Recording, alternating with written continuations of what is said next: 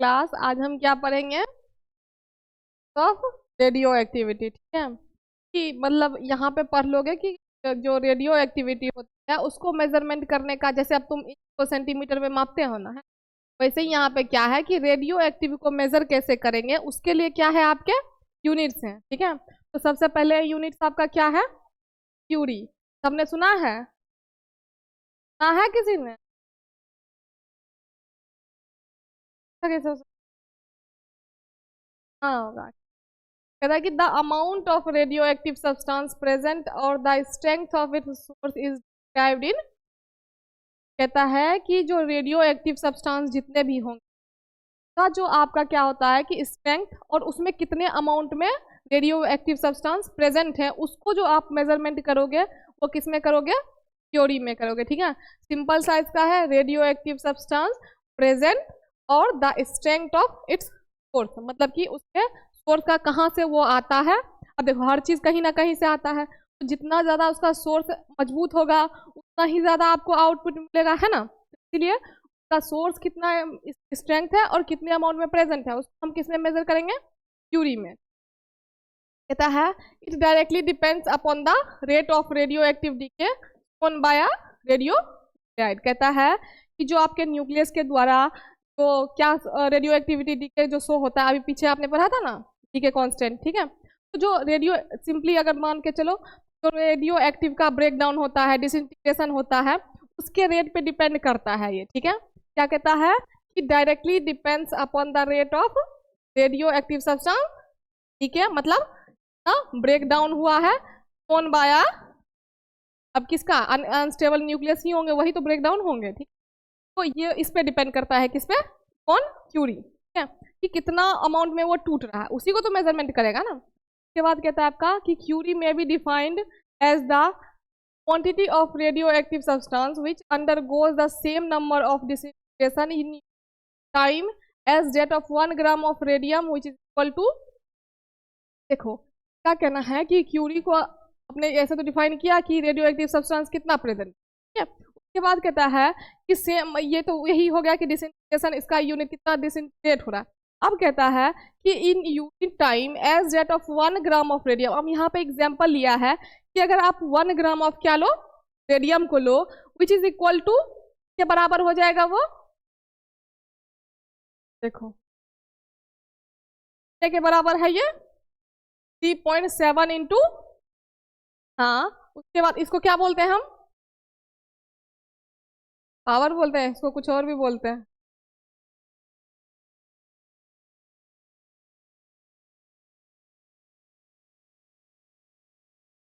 बोलते हैं मैथ किस किसने पढ़ रखा है? जाओ पढ़ के आना, इसको कुछ और भी बोलता है और तुम लोगों को पता भी होगा, भले अभी भूल गए होगे। ये कैसा वाला है? 10 को 10 बार 10 से गुना करो। हाँ, क्या नंबर बोलते हैं? ए से शुरू होता है।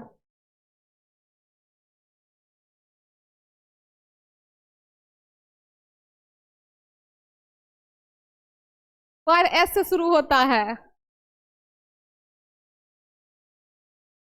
ये के बाद भी होता है।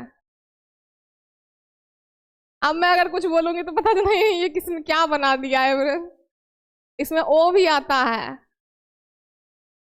देख के आना। ठीक है, तुम लोगों को समझ में नहीं आना तो सारा।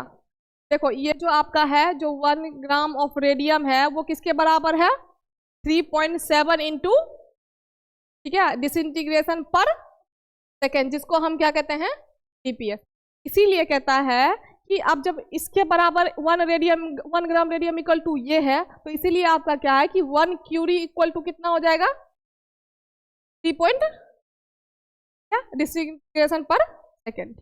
कहता है कि अब इसको जब आप मल्टीप्लाई करोगे तो उसका जो वैल्यू निकलेगा वो निकलेगा 37 ट्रिलियन डीकेज पर सेकेंड। अगर आपको वैल्यू निकालना है तो आप सबसे पहले क्या करो, 10 को 10 बार 10 से वो करो, गुना करो। ठीक है, अगर चाहो तो फोन में कैलकुलेट कर सकते हो। उसके बाद 10 को 10 बार आपको 10 10 10 10 जितना आएगा उसे फिर 10 को मल्टीप्लाई करना है, जितना आएगा उसको फिर, जैसे कि यहाँ पे कितना आ जाएगा? 100 आ जाएगा।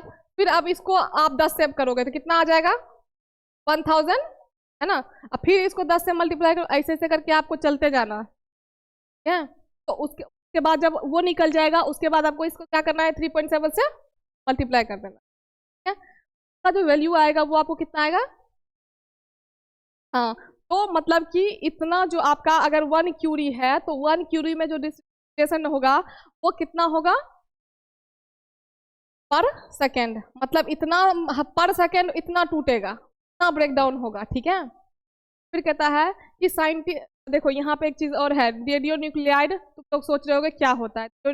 Is an atom that has an unstable nucleus, simple सी बात है वही होता है अनस्टेबल, यस, जो कि जितना अनस्टेबल होगा उतना ज्यादा एनर्जी प्रोड्यूस करेगा, ठीक है। अब कहता है यहाँ पे कि scientist studies 1 gram of radium, जो कि आपका कितना होता है 2 to 6 and found it gives off out. देखो क्या कहता है कि साइंटिस्ट ने 1 ग्राम रेडियम की जो वैल्यू बताई है वो कितना बताई है, ठीक है। अब कहता है कि जो आपका ये इंटीग्रेशन है ना, ये अगर इस तरीके से आप लिखोगे तो ये ऐसे लिखाएगा, इसीलिए इसको ऐसे ना लिख के सिंपली क्या करता है, हाँ, एवोगाड्रो नंबर के हिसाब से वो लिख देता है, ठीक है।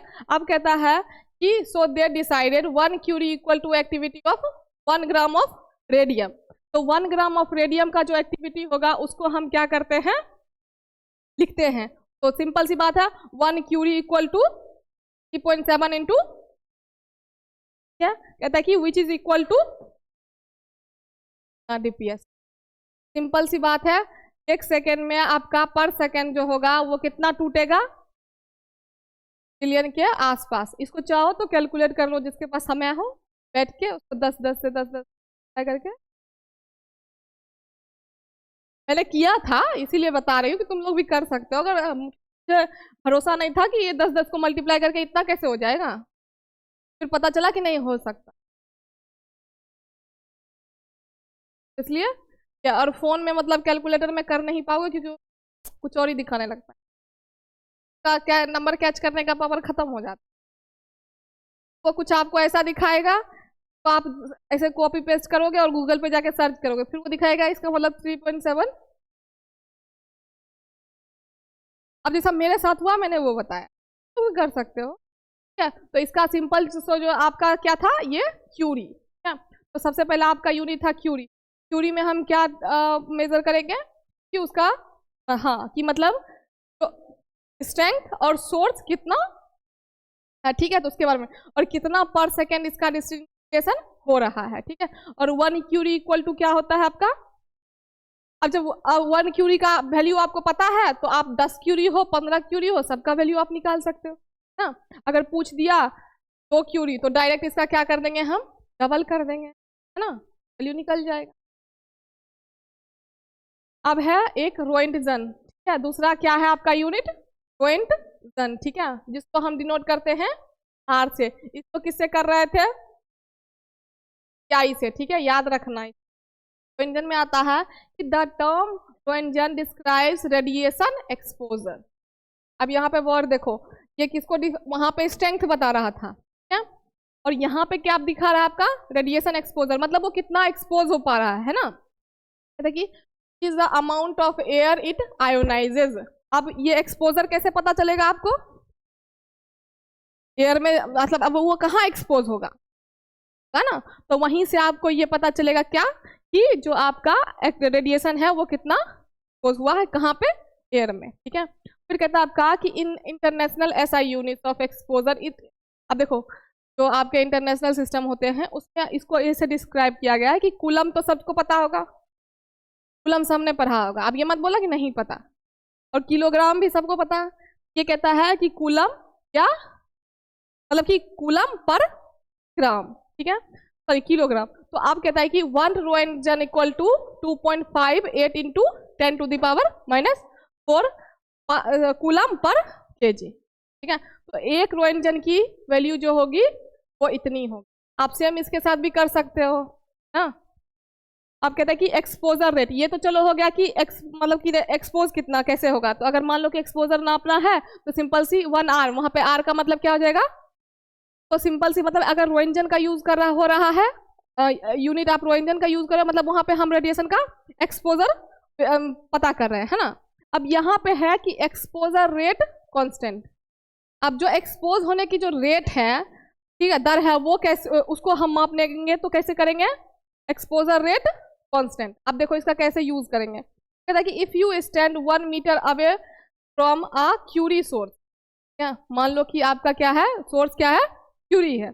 अब क्यूरी के सोर्स से आप कितना दूर खड़े हो, 1 मीटर, ठीक है। कहता है the radiation you received has certain value. अब जो रेडिएशन आप रिसीव करोगे अपने पास, जो आपके तक आएगा, उसकी एक वैल्यू होगी, है ना।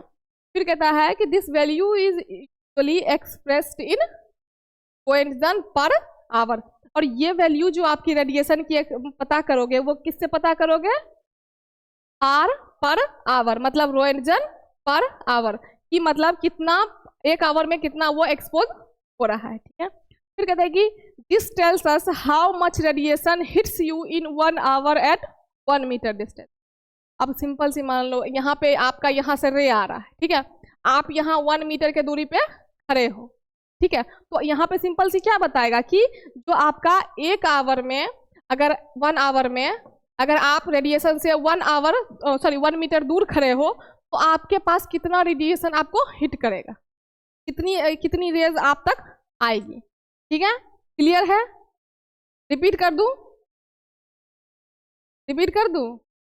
है ना, क्लियर है। सिंपल सी है कि मान लो कि यहाँ पे खड़े हैं, वहां से रेज आ रहा है, ठीक है। अब रेज आ रहा है, हम कितने दूर पे खड़े हैं, 1 मीटर पे, ठीक है। तो यही बताता है कि tells how much radiation hits you 1 hour at 1 metre distance. 1 metre distance पे मैं रेडिएशन से खड़ी हूँ, 1 आवर हो गया। अब क्या करेंगे हम, 1 आवर में जितना भी रेज हमको हिट किया, हम उसको क्या करेंगे, कैलकुलेट करेंगे, किसमें, एक्सपोजर रेट कांस्टेंट। अब अगर इसको मतलब कि इसका है, if you move closer to the source, अब आप और पास जा रहे हो उसको, ठीक है। अभी 1 मीटर पे थे, अब क्या हो गया, आप मान लो 1 फुट बढ़ाया, ठीक है, मतलब 1 कदम बढ़ाया। फिर कहते हैं कि फॉर एग्जाम्पल 1 फुट, हाँ ये ले लो एग्जाम्पल में कि 1 मीटर आया, वो चला गया। अब 1 फुट बढ़ाया, मतलब 1 कदम आगे बढ़ाया, है ना।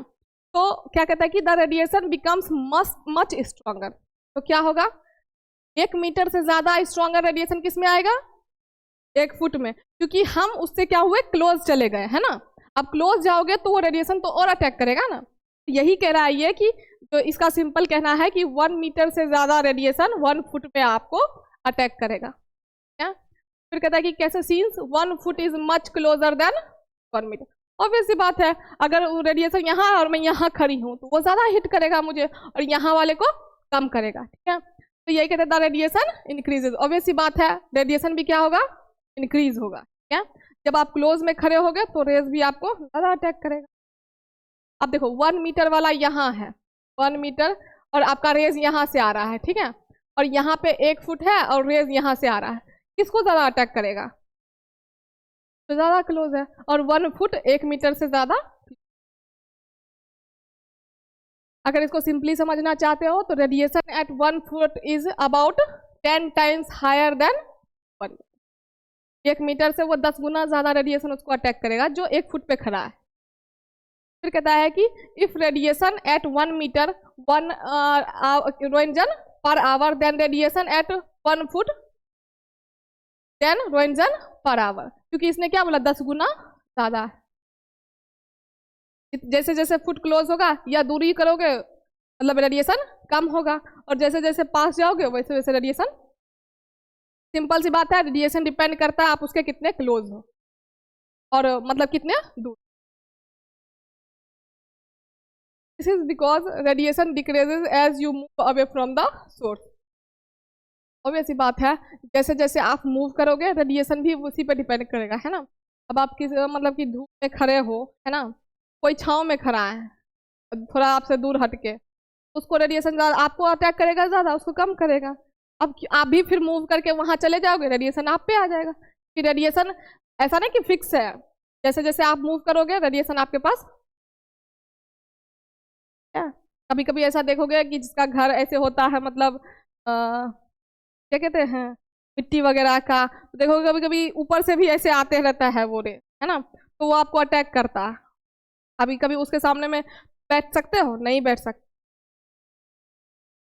इसलिए रेज जो आपको होते हैं, जितने आप उसके क्लोज रहोगे रेडिएशन के, उतना ही ज़्यादा आपको अटैक करेगा, और उसी को ये कैलकुलेट करने का काम करेगा कि 1 घंटा में आपको कितना रेडिएशन अटैक किया, हिट किया। क्या फिर आया रोएंटजेन इक्विवेलेंट मैन। क्या अब इक्विवेलेंट आया मतलब बराबरी होगा यहाँ पे, है ना। कहता है कि rem refers to the unit of radiation doses applied to humans for therapeutic purpose. अब यहाँ पे क्या है कि जो आपका रेडिएशन यूज होगा किसमें, ह्यूमन डोजेज के लिए, ह्यूमन मेडिसिन में जो उसका डोज यूज होगा उसके लिए है ये क्या, रोएंटजेन इक्विवेलेंट मैन, मतलब इंसानों के लिए, ह्यूमंस के लिए जो आपके यूज होंगे क्या रेडिएशन, उसकी डोज कितनी होनी। यही कह रहा है ना कि rem refers to the unit, एक यूनिट है जिसमें हम क्या यूज क्या मेजर करेंगे, रेडिएशन का डोज, जो कि किस पे अप्लाई होगा, ह्यूमंस पे, और किस पर्पज के लिए होगा, थेराप्यूटिक पर्पज। अब है आपका the dose in rem is equal to the dose in rads. ठीक है, एक आपका रेड्स यूनिट होता है, मतलब रेडिएशन एब्जॉर्ब्ड डोज आपकी, मतलब कि आप जो रेडिएशन से रिलेटेड डोजेस डाल रहे हो वो एब्जॉर्ब आपका बॉडी कितना कर रहा है। ठीक है, उस पर डिपेंड करेगा क्या, डोज। तो सिंपली अगर आप कह सकते हो तो ये कह सकते हो कि रेडिएशन का डोज जो डिपेंड करता है वो रेडिएशन के एब्जॉर्बेंस पे डिपेंड करता है। ना आपका बॉडी एब्जॉर्ब कर पाएगा उतना ही ना आपको डोज दिया जाएगा, अगर उससे ज़्यादा दिया जाएगा तो वेस्ट है वो, है ना। यही कह रहा है कि rem is equal to dose in rads, जिसका मतलब होता है रेडिएशन एब्जॉर्ब्ड डोज। फिर कहता है कि multiplied by quality factor and distribution factor.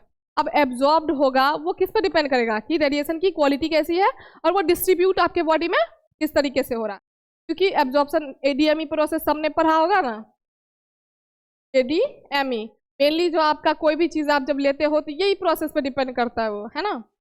तो डिस्ट्रीब्यूशन जिस तरीके से होगा वो एब्जॉर्प्शन पे डायरेक्टली असर डालेगा, है ना। तो इसीलिए एब्जॉर्बेंस के लिए सबसे पहले क्या होना, आपको आपकी बॉडी में उसको डिस्ट्रीब्यूट करना पड़ेगा। अब जब अगर मान लो कि बॉडी की रिक्वायरमेंट है थोड़ी सी डिस्ट्रीब्यूशन की और आप दे रहे हो डोज ज़्यादा, तो आपके लिए नुकसान है और डोज का भी नुकसान है ना। ये हो गया रैम। अब आया एक, चलो ये तो हो गया कि ह्यूमंस के लिए डोज कितना होना चाहिए, किसका, रेडिएशन का, क्लियर है। अब आओ RBE में क्या होगा, रिलेटिव बायोलॉजिकल इफेक्टिवनेस। इसका मतलब क्या समझते हो, हाँ मतलब बायोलॉजिकली वो कितना, अब लोगे आप जब ह्यूमन बॉडी पे लोगे तो कुछ फिजियोलॉजी भी तो होगा, है ना। कहता है कि रिलेटिव इफेक्टिवनेस जो होता है वो tells us how damaging a type of radiation is to body tissue compare to standard radiation.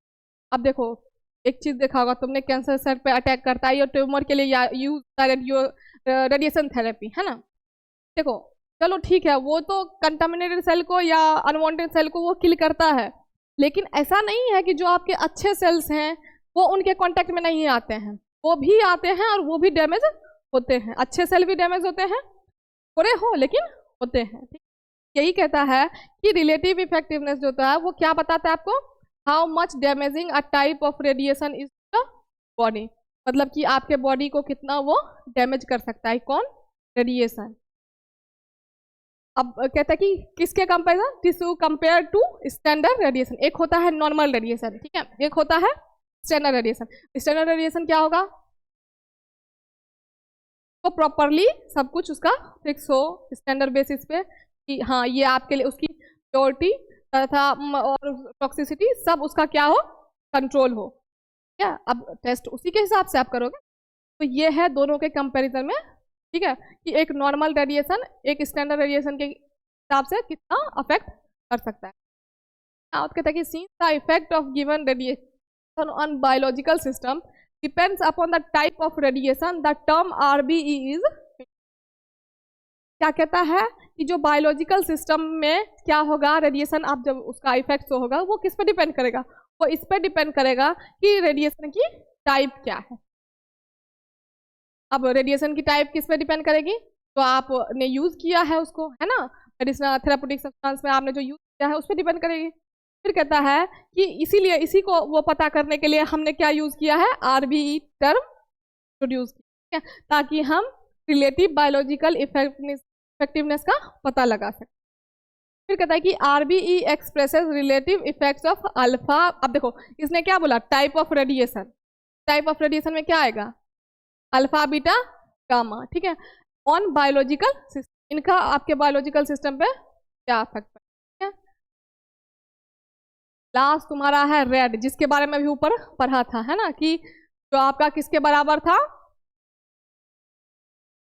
REM is equal to rads. अब वही रेड्स के बारे में आया यहाँ पे आपका कि this term is use to describe absorbed radiation, कि मतलब कितना रेडिएशन आपके बॉडी ने एब्जॉर्ब किया। फिर कहता है कि it depends the specific amount of energy absorbed in a medium like, क्या डिनोट करता है कि ह्यूमन टिश्यू ने कितना एनर्जी को, ठीक है। अब देखो रेडिएशन का क्या है, रेडिएशन क्या है, एनर्जी ही तो है एक। फिर कहता है कि अगर इंटरनेशनल यूनिट पे आ जाओ तो इसको हम क्या बोलते हैं, SI और ग्रे।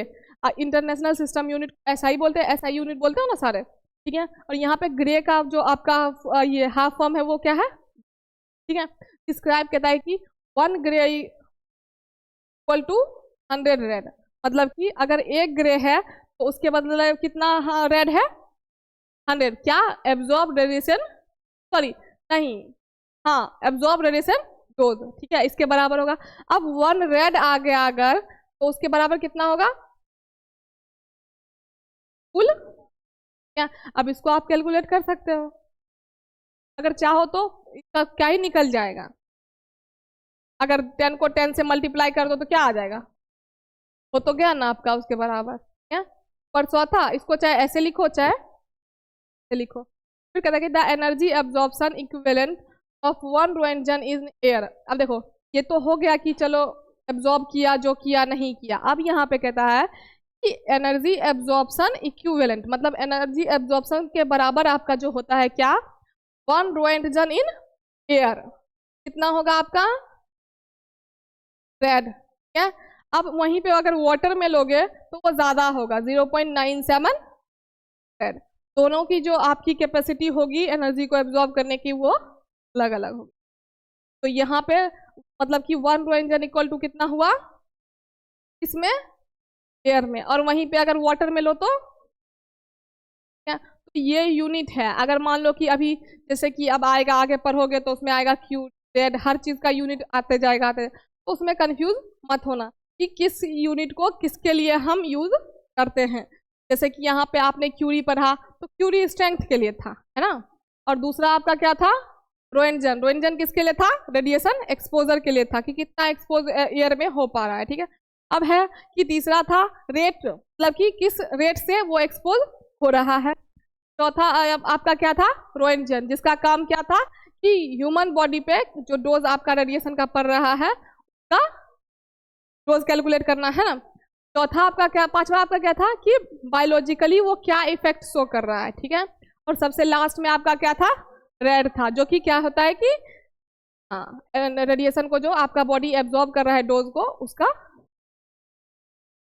क्लियर है, किसी को कोई कंफ्यूजन?